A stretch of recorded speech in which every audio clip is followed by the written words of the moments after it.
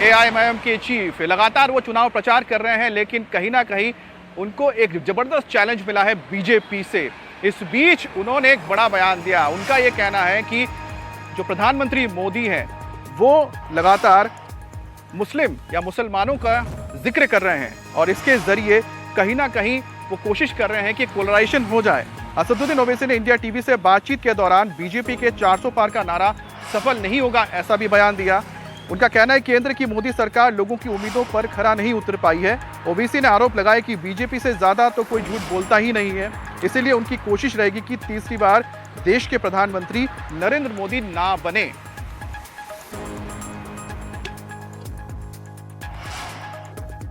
चार चरण हो चुके हैं, क्या स्थिति देख रहे हैं सर पूरे देश में? भारतीय जनता पार्टी तो अभी भी दावा कर रही है कि अब की बार 400 पार। हमको ये लग रहा है कि बॉल के ऊपर शाइन नहीं है अभी, और ना ही जितना जो भाषण प्रधानमंत्री दे रहे हैं उससे कोशिश कर रहे हैं कि लोग कास्ट लाइन से ऊपर उठकर कम्युनल लाइन पर उठ दें।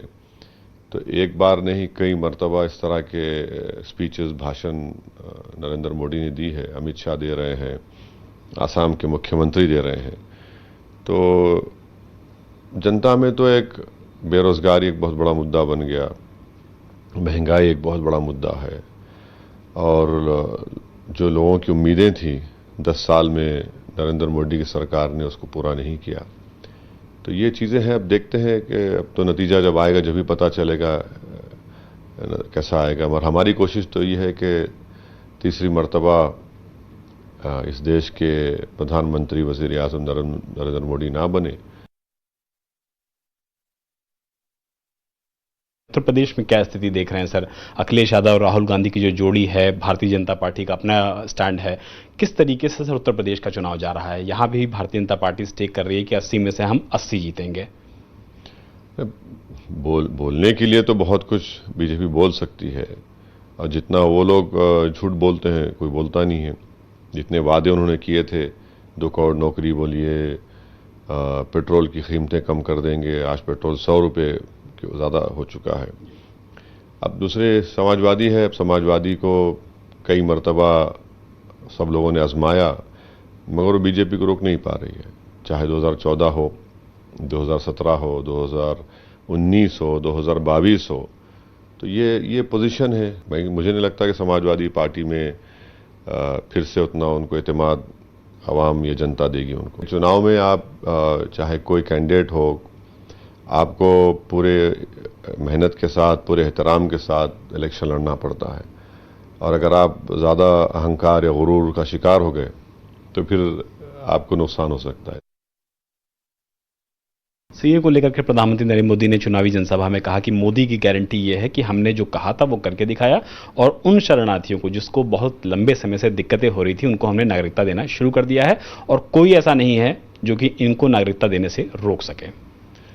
अब प्रधानमंत्री अगर सुप्रीम कोर्ट के चीफ जस्टिस क्या फैसला करने वाले हैं उनको पता है, तो मैं क्या बोल सकता हूँ। मसला तो सुप्रीम कोर्ट में है, और जहाँ तक CAA का कानून है वो तो रिलीजन की बुनियाद पर बनाया गया है, तो वो खुद कॉन्स्टिट्यूशन के right to equality, fundamental right का वायलेशन करता है। और प्रधानमंत्री देश की जनता को गलत कह रहे हैं, झूठ कह रहे हैं कि अगर ये कानून नहीं बनता तो जो हिंदू पाकिस्तान, बांग्लादेश, अफगानिस्तान से आ रहे हैं उनको यहाँ पर लॉन्ग टर्म वीज़ा या उनको सिटीजनशिप नहीं मिल सकती थी। बिल्कुल गलत है, पहले भी दिया जाता रहा। मगर ये बताना कि जो हिंदू हैं, सिख हैं, ईसाई हैं, जो इन कंट्रीज से आ रहे हैं, पहले भी कानून था। मगर हमारा पोजीशन यही है कि आप रिलीजन की बुनियाद पर जो कानून बना है वो गलत है, और CAA को NPR NRC से जोड़कर देखना है आपको। आसाम में जब सुप्रीम कोर्ट मॉनिटर्ड NRC हुआ तो 20 लाख में 2 लाख मुसलमान के नाम नहीं आए, और उसमें नॉन मुस्लिम्स थे। तो हेमंत बिस्व शर्मा का ऑन रिकॉर्ड स्टेटमेंट है कि हम जो नॉन मुस्लिम है उनको CAA के तहत सिटीजनशिप दे देंगे। तो मुसलमान क्या करेगा? फॉरेनर्स ट्राइब्यूनल जाना पड़ेगा उनको। तो ये इसकी सच्चाई है।